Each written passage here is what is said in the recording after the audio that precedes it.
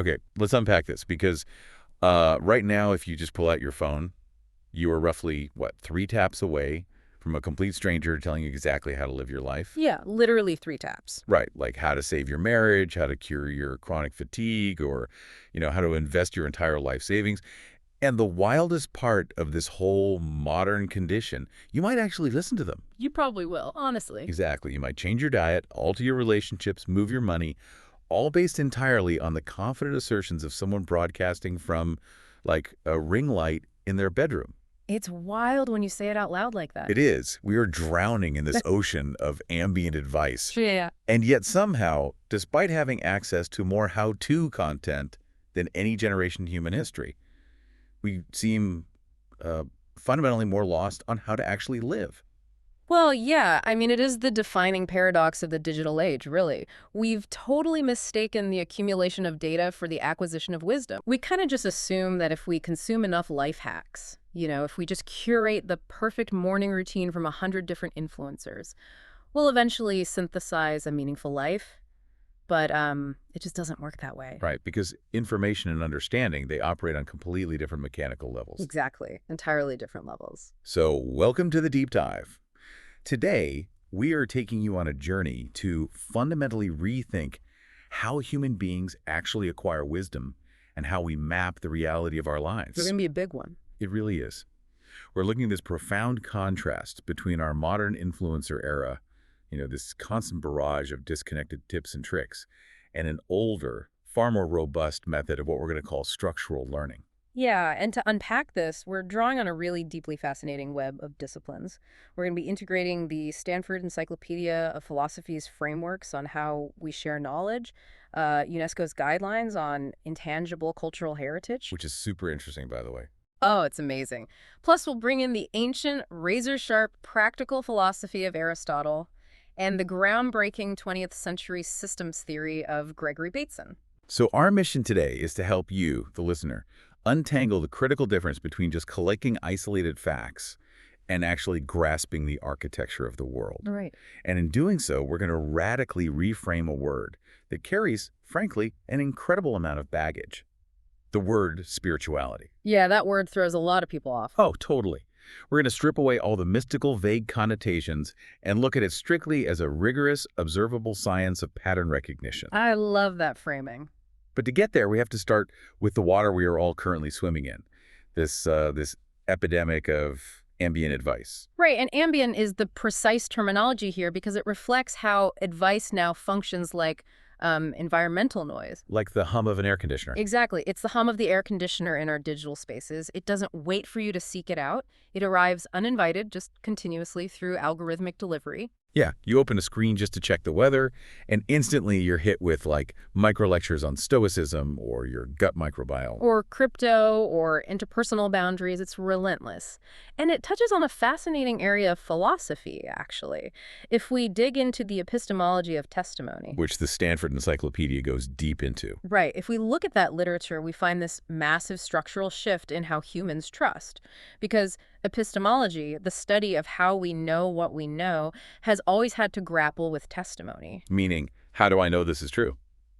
Well, because you told me it is. Precisely. I mean, human survival is entirely predicated on testimony. You can't personally verify the atomic weight of carbon or the exact historical dates of the Roman Empire. Or how a vaccine works. I don't have a lab in my garage. Right, you have to rely on what the map maker says, what the chemist says. So the central tension in the epistemology of testimony is figuring out the exact conditions under which another person's assertions should be integrated into your own belief system.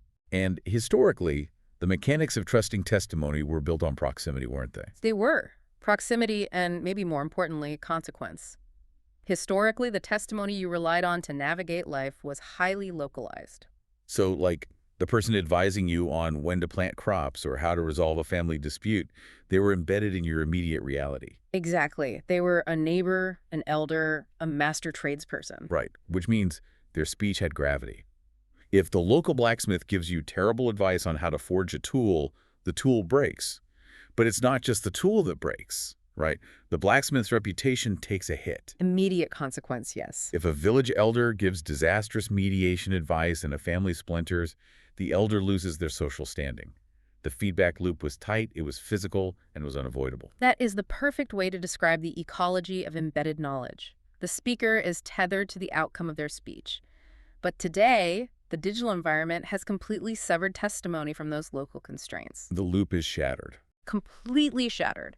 A creator can broadcast advice on trauma recovery to 2 million people, and if that advice destroys someone's life, the creator experiences absolutely zero friction. Wow, yeah. The cost is entirely externalized to the listener. Okay, I want to push back on this, though. Or at least, let me play devil's advocate for the digital age for a second. Go for it. Isn't this dismantling of local constraints exactly what we call the democratization of knowledge?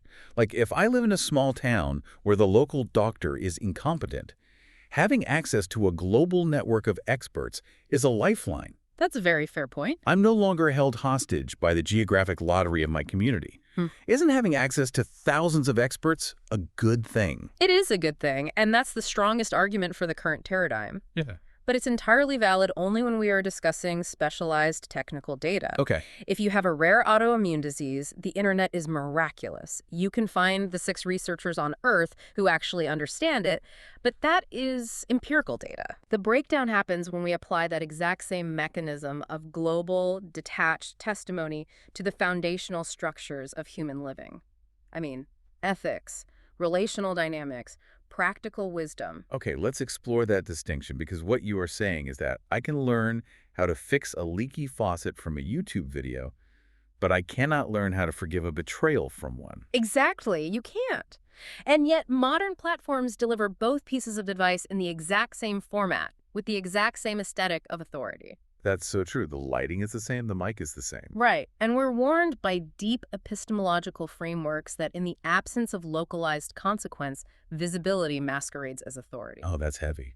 Visibility masquerades its authority. 1 million views implies competence, when in reality it only implies virality. Performance masquerades as wisdom. The person speaking with the most charismatic cadence is coded by our brains as trustworthy. And repetition masquerades as truth. That's the scariest part. It is terrifying. If the algorithm serves me 50 different videos over a month telling me that taking a cold plunge at 4 a.m. is the ultimate key to psychological resilience, my brain slowly categorizes that as a verified societal fact. Simply through the sheer brute force of exposure. And this leads to a massive illusion of competence. Like, we have an overabundance of exposure to opinions, but we mistake that exposure for structural understanding. Yes. It actually makes me think of trying to understand the ocean.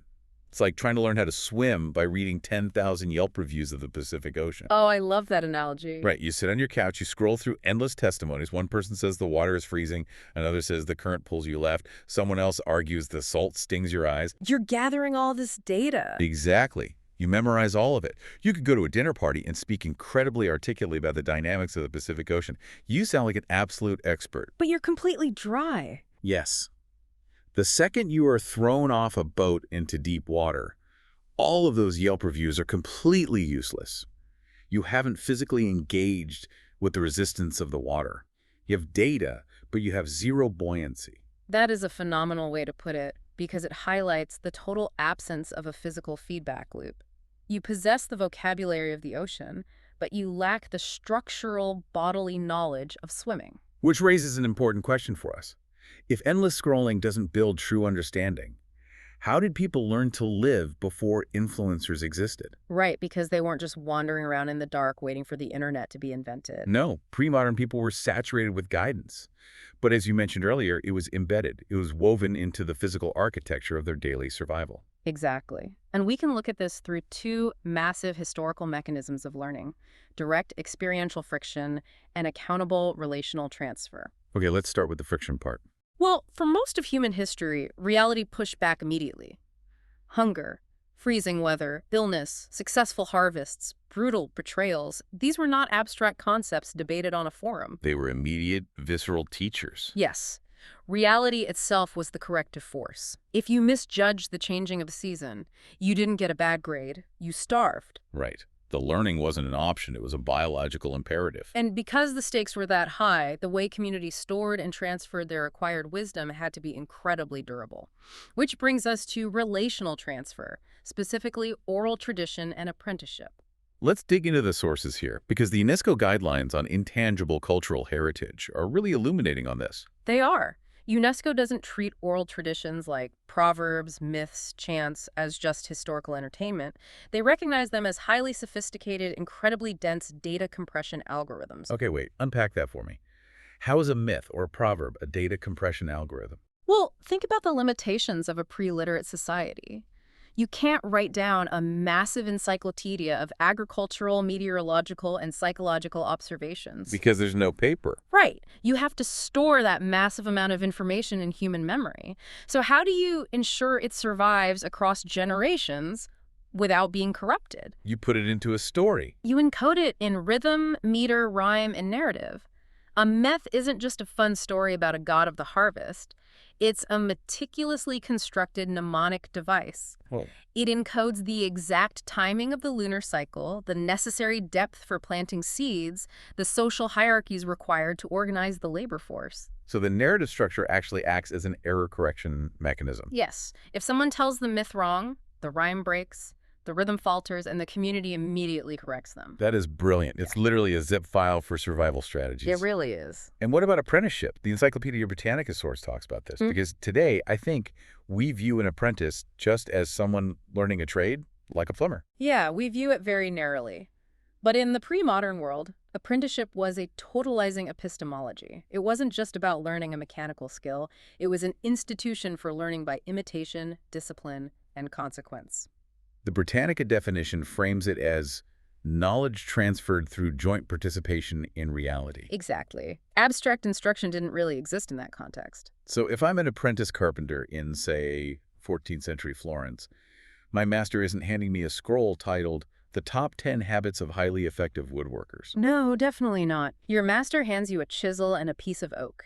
You don't hear a lecture on patience. You are forced to enact patience while attempting to carve a dovetail joint. If I rush it. You rush the process, you ruin the wood, and you feel the physical frustration of failure, plus the immediate, probably harsh correction of the master. So you inherit the physical forms that give a word, like patience, actual tangible mass. Exactly, which highlights a fatal flaw in our modern assumption that all knowledge can just be downloaded. We treat profound human virtues, resilience, patience, integrity, as if they're empirical facts we can read and immediately possess. Right. And that brings us to this massive fault line in modern thought, the Great Divide. We've created this totally false binary between science and spirituality. We really have. We've collapsed human understanding into two opposing camps. On one side, empirical science, hard facts, cold measurement, undeniable reality. And on the other side, Spirituality, which we code as subjective feelings, personal beliefs, emotional comfort, just completely devoid of objective rigor. I know where we're going with this, and I have to say, this is the part of the deep dive that completely rewired my brain. Because we assume that if something cannot be measured with a scientific instrument, it isn't entirely real. Right. But if we look at the reality of human existence, empiricism hits a wall very quickly. It does hit a wall. And look, empiricism is arguably the greatest tool humanity has ever developed for understanding the material universe. It relies on isolating variables, producing repeatable results, and utilizing external observation. Sure, physics, chemistry, engineering, those absolutely require empiricism. You isolate the chemical compound, you apply heat, you measure the reaction. But the moment you try to apply that exact same empirical methodology to a human relationship, it becomes absurd. Completely absurd. And this goes all the way back to Aristotle. Yes. Aristotle recognized this 2 millennia ago. He developed the concept of phronesis. Which translates to practical wisdom, right? Exactly. Practical wisdom.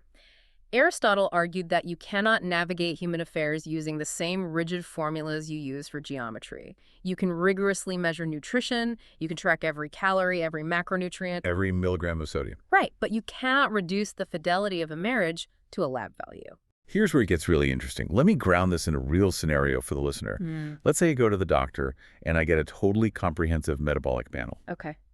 Blood pressure, cortisol levels, heart rate, cholesterol. Everything comes back optimal.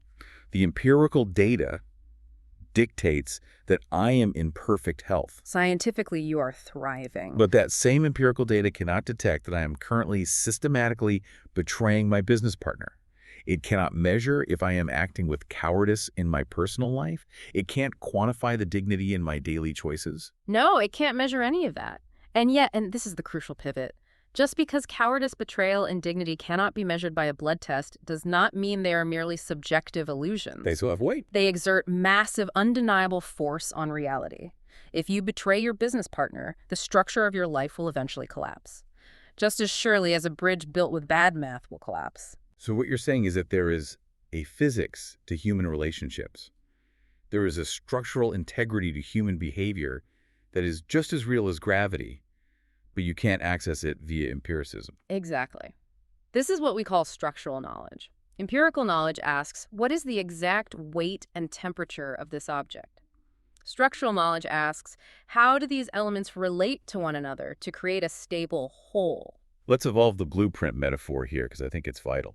If I have a pile of bricks, an empirical scientist can tell me the exact mass, density, and chemical composition of the fired clay. Right. But a pile of bricks cannot hold tension. If I want to build a Roman arch, I have to arrange those bricks in a very specific geometric relationship. When I do that, the gravity that would normally crush a single brick is distributed outward and downward, locking the entire structure together. That's beautifully put. The strength of the arch does not come from the chemistry of the clay. It comes entirely from the relationship between the pieces. That is a masterclass in structural knowledge. The arch is a relationship. You cannot find the arch by grinding a single brick into powder and examining it under a microscope. Right. Meaning and stability emerge only at the level of the system. In human life, trust is a Roman arch. Integrity is a Roman arch. You don't measure them, you recognize them. Okay, so if empirical science studies the bricks, what studies the arch? Where do we go to learn the structural dynamics of human existence? Because the sources we are drawing from point to a word that makes a lot of highly analytical people very uncomfortable. They do. They point to spirituality. Yes. And this requires a ruthless redefinition of the term. If we strip away the incense, the cultural ornaments, the dogma, the mystical abstractions, what is actually left? Right. The framework we're exploring posits that spirituality is not an escape from reality. It is not blind belief without evidence. Spirituality is the rigorous structural science of how human experience organizes itself. Okay, I'm going to stop you right there. I have to push back on this. Yeah. You cannot use the word science to describe spirituality. The defining characteristic of a science is that it is falsifiable. If I propose a theory of gravity, I can test it, and the universe will prove me wrong if my math is bad. How on earth is spirituality falsifiable? It is an excellent challenge, and it cuts to the absolute core of the issue. You are assuming that the only valid laboratory is a sterile room with controlled variables. Yeah. But structural knowledge operates in a different laboratory, the laboratory of lived experience over time, and it is absolutely falsifiable. Yeah, give me the mechanism. The mechanism is experiential consequence. Let's hypothesize a structural law. Say, if you habitually misread the intentions of others, treating every neutral interaction as a personal attack, you will systematically dismantle your own social support network. Okay, that's a hypothesis. Right. That is a structural hypothesis about human perception and relational dynamics. Right. How do you test it? You observe a human life over a decade.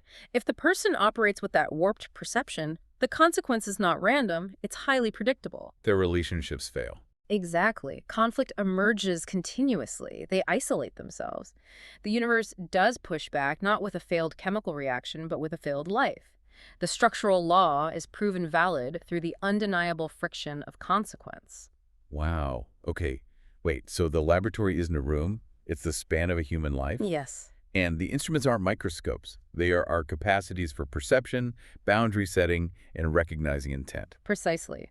If empiricism is the science of the physical world, spirituality, in this highly specific structural sense, is the science of relational invariance. The patterns that hold true. Right. It's the study of the patterns that hold true regardless of the cultural context. And how is this structural science historically communicated? Through what many traditions simply call the word. Right, which goes back to the oral traditions we discussed earlier. But let's look at how language actually functions as a carrier of structural knowledge. Because a lot of times if you read an ancient proverb or a spiritual text, it just sounds like a flimsy cliche. It sounds like a cliche because we are trying to read it as if it were empirical data. We're looking for a flat, literal instruction manual. Give me an example. Let's take a very simple, ubiquitous proverb. Haste makes waste. Or perhaps the idea that pride comes before a fall. Yeah, if I read Pride Comes Before a Fall on a daily calendar, I think, okay, sure, be humble. Got it. It registers as a very lightweight piece of moralizing advice. And if you stop there, you have learned nothing. You've just memorized a string of vocabulary. But the text argues that the precision of that proverb only unlocks through an encounter with reality. The friction. Exactly. You think you understand what pride is. Then you find yourself in a high-stakes scenario. Maybe you are launching a new company, or you're in a massive argument with your spouse. Your ego flares up. You refuse to listen to feedback. You force a decision because you need to feel dominant. And then the whole thing shatters. The company loses the client, or the marriage sustains a deep, lasting wound. Exactly. And in the agonizing aftermath of that failure, the ancient proverb suddenly detonates in your mind. You realize pride comes before a fall wasn't a quaint moral suggestion. It was a structural warning. Yes, a highly precise, deeply structural warning about the blinding neurology of the ego and the inevitable collapse of any system that refuses corrective feedback.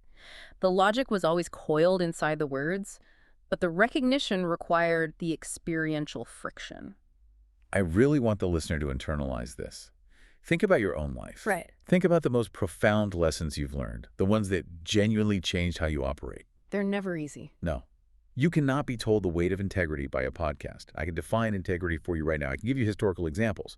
But you only acquire the structural knowledge of integrity when you are trapped in a scenario where lying will save your career, but telling the truth will cost you everything. Right. The agonizing friction of that choice and the internal physiological and psychological consequences of the path you take are what actually map the structure of integrity into your nervous system. You cannot outsource that process to an influencer. You can outsource the laboratory of your own life, which is why structural knowledge inherently requires active, perilous participation. This brings us to the most intellectually rigorous part of our deep dive.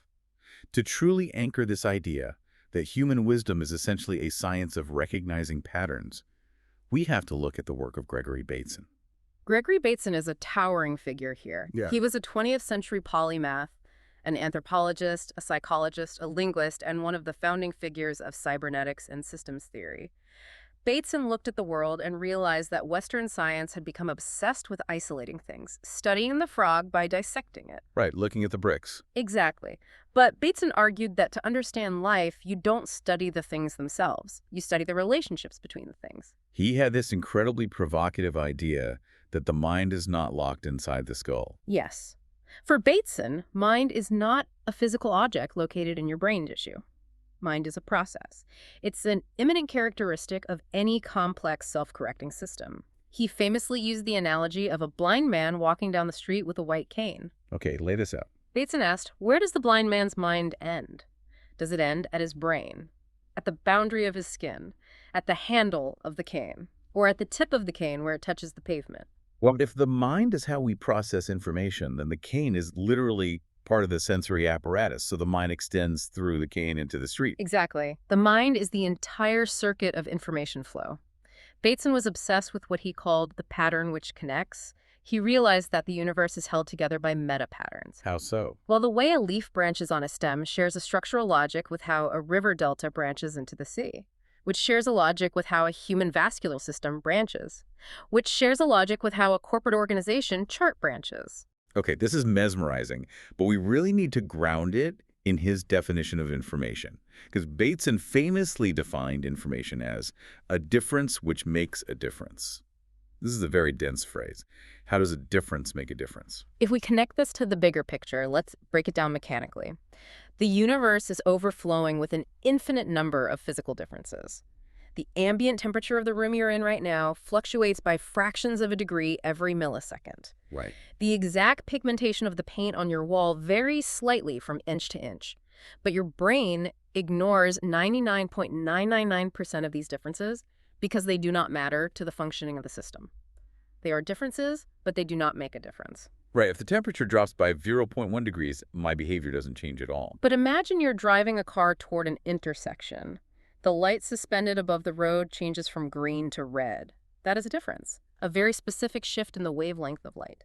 But unlike the fluctuating temperature, This difference makes a difference. Because it changes everything. It contains vital structural meaning. It forces a radical change in the behavior of the entire system. You hit the brakes.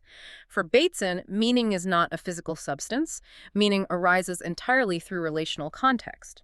Ah, I see. A red light means absolutely nothing to a bird flying past it, but it means life or death to the human driver embedded in the system of traffic laws. So if I'm understanding Bateson right, if we apply this to how we navigate our lives, we shouldn't be scanning our environment for isolated facts. We should be scanning for the relational shifts, the differences that change the context of our reality. Precisely. And Bateson formalized how we process these differences through his levels of learning. We really need to go deep into this because it explains the exact mechanics of why reading 10,000 life hacks won't actually change your life. Right. He proposed learning the first, learning two, and learning the third. Yes. Let's walk through them using a very specific modern scenario. Let's say we have an employee, let's call her Sarah, who is navigating a highly toxic corporate hierarchy. How does she experience learning the first? Well, learning I is basic stimulus response. It's Pavlovian conditioning. It's rote adaptation to a specific context. So in our scenario, Sarah sends an email to her toxic boss that is slightly too informal. Okay. The boss instantly publicly berates her in a meeting. Sarah experiences the negative stimulus. The next time she emails the boss, she is intensely formal and deferential. She has achieved learning first. She changed her specific response to a specific stimulus. Okay, so that is tactical. That is a life hack. How to write an email to a toxic boss. Exactly. What is learning two? Learning to is much deeper. Bateson called it learning to learn. It's not about changing your response to a single stimulus. It's about recognizing the underlying structural context of the stimuli. Recognizing the class of the relationship. Yes. Sarah stops focusing on the individual emails. She steps back and recognizes the entire pattern of the corporate culture. She realizes, oh, this isn't about my email etiquette. This entire organization operates on a structural dynamic of fear, dominance, and zero-sum power games. She's seeing the blueprint, not the bricks. Yes. And because she has achieved learning too, she doesn't just change her emails. She changes her entire strategy of existing within that ecosystem. She might start heavily documenting every interaction or building alliances in other departments because she understands the meta rules of the game she's playing. Which brings us to the Holy Grail, learning third. Bateson said this was incredibly rare and difficult to achieve. Learning third is paradigm shifting. It requires a profound, often agonizing restructuring of the self. In learning third, you don't just recognize the context, you question the very validity of the context and your attachment to it. Wow. Sarah doesn't just figure out how to survive the toxic tower game. She suddenly asks, why is my ego tethered to winning a game I find morally repulsive? Why have I structured my entire identity around climbing a corporate ladder that demands my spiritual degradation? So learning third is the moment the matrix breaks. Exactly. It shatters the previous structural map. Sarah realizes that her definition of success was a flawed paradigm inherited from an unhealthy culture. She quits the job. She radically redesigns her life architecture. That sounds exhausting. It is terrifying because it requires the death of the old self-structure. You cannot get to learning the third by scrolling through LinkedIn advice. You only get there through profound structural realization. And this explains why we make such catastrophic errors in our lives. Bateson argued that severe dysfunction occurs when we misread the relational distinctions, when we use the wrong blueprint for the context we are in. Yes, what he called a category error. Let's look at a devastating common example of that. Imagine a highly successful CEO who has mastered the relational dynamics of business. Efficiency, transactional leverage, metrics, dominance. He's achieved massive learning two-second mastery in that domain. Right, but then he goes home to his spouse and children and he attempts to apply that exact same structural blueprint to his family. Oh man, he tries to optimize his marriage. He treats his kids like direct reports. And it creates catastrophic relational failure because he has flattened the distinction between two entirely different relational ecosystems. He's trying to build a Roman arch using the physics of a skyscraper. The system collapses because he is structurally illiterate outside the boardroom. Precisely. To show just how foundational this idea of structural pattern-based knowledge is, the deep dive connects Bateson's cybernetics to three other massive intellectual heavyweights: Carl Jung, Michael Polanyi, and Thomas Kuhn. Right. These men operated in completely different fields, yet they all pointed to the exact same reality. They did. Let's start with Carl Jung and the concept of archetypes. A lot of modern scientific thinkers dismiss Jung because the word archetype Sounds mystical. It sounds a bit woo-woo. It does, but if you look at it structurally, Jung was describing the evolutionary neurology of human interaction. Archetypes are not ghosts or magic spirits. They are deep, inherited structural blueprints of human behavior that reliably emerge across every culture in human history. Right, the pattern of the hero, the trickster, the devouring mother, the wise elder. Exactly. Why does every mythos on Earth have a trickster figure?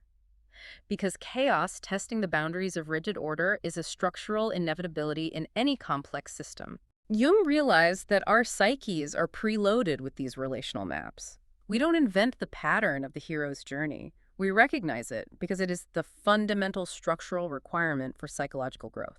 And then we move to Michael Polanyi, who formulated the concept of tacit knowledge.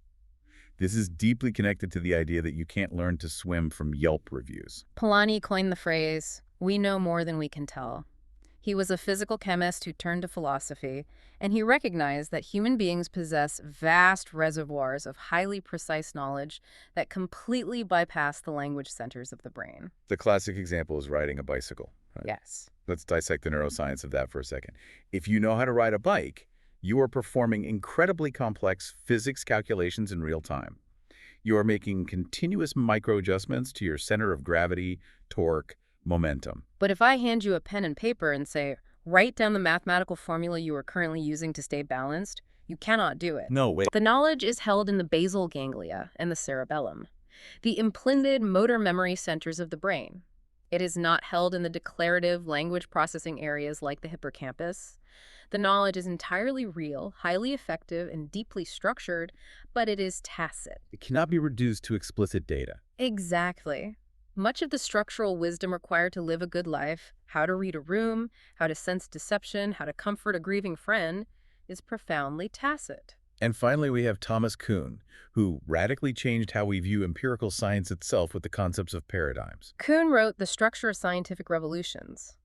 Before Kuhn, the popular narrative was that science just slowly accumulated facts like piling up bricks until we understood the universe. Right, just getting closer and closer to the truth. But Kuhn proved that science actually operates within paradigms, massive structural frameworks of assumptions. Like the belief that the Earth was the center of the universe. Yes, the Ptolemaic paradigm.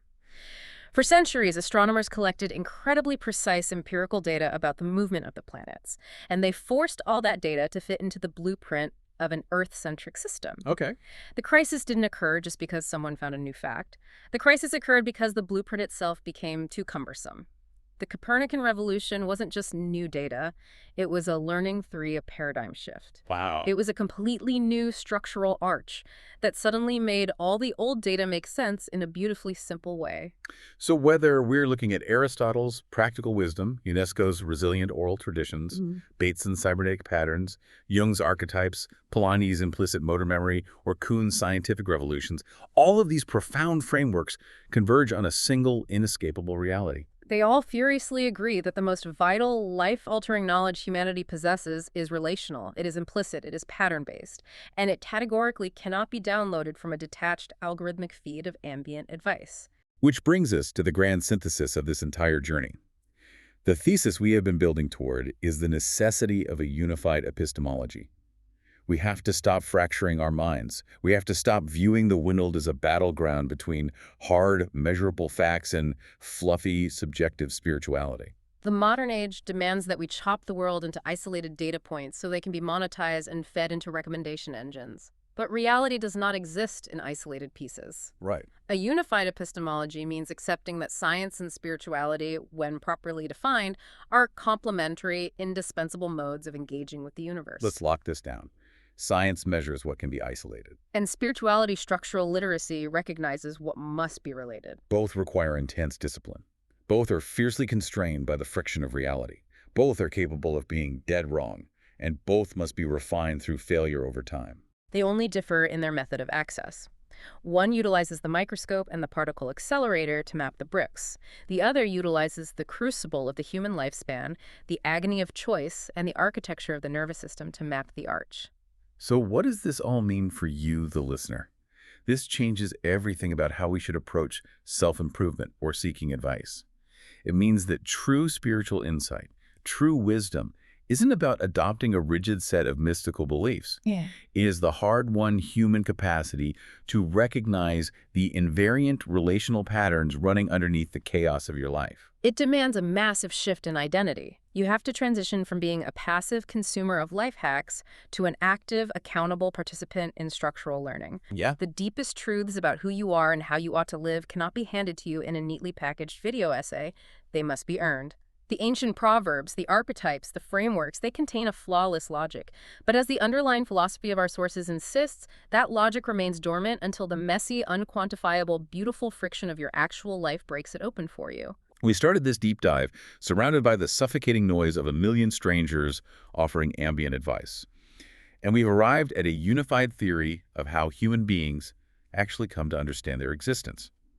The instruction manual was never lost because it was never a manual to begin with. No, it wasn't. It's a living geometry of patterns, waiting for you to engage with them.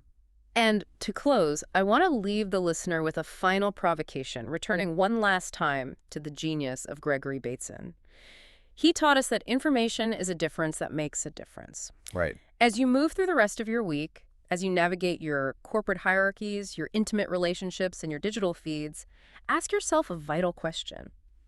Are you just stockpiling isolated data points, trying to hack your way to a seamless life? Or are you actively searching for the pattern that connects? What are the profound structural differences, the shifts in relational gravity that you've been blindly scrolling past when you should have been letting them teach you? A profound challenge to carry with you. The next time you reach for your phone, hoping a stranger will map your reality for you, remember that the only laboratory that actually matters is the life you are actively avoiding living. Thank you for joining us on this incredible deep dive. Keep looking for the arch amongst the bricks, and we will see you next time.